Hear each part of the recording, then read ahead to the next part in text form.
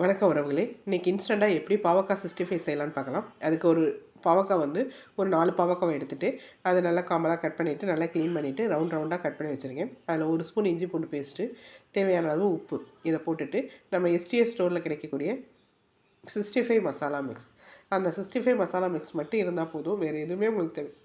அந்த 65 மசாலா மிக்ஸ்லேருந்து ஒரு 1.5 ஸ்பூன் மட்டும் எடுத்து போட்டுட்டு இதை நல்லா கிளறி விட்டுக்கலாம்.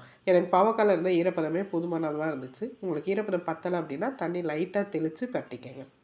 பாவக்காவோட கசப்பு நீங்கள் சாப்பிடுவீங்க அப்படின்னா இப்படியே பாவக்காவை நீங்கள் போட்டுக்கலாம். கசப்பு சாப்பிட மாட்டீங்க அப்படின்னா சுடுதண்ணியை கொதிக்க வச்சு அதில் பாவக்காவை ஒரு 5 நிமிஷம் போட்டு மூடி வச்சுட்டு எடுத்துட்டீங்க, வடிகட்டி அதுக்கப்புறம் இந்த மாதிரி பரட்டிங்க அப்படின்னா கசப்பு இல்லாமல் இருக்கும். எண்ணெயை காய வச்சு எண்ணெயில் பொரிச்சு எடுத்தீங்க அப்படின்னா பாவக்காய் 65 ரெடி.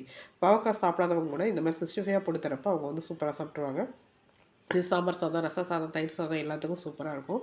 இதே மாதிரி காலிஃப்ளவர் 65, முட்டைக்கோஸ் 65, புடலங்காய் 65, சௌச்சோ 65 இந்த மாதிரி எல்லா காய்கறியுமே நம்ம 65 இந்த 65 மசாலா வச்சு போடலாம்.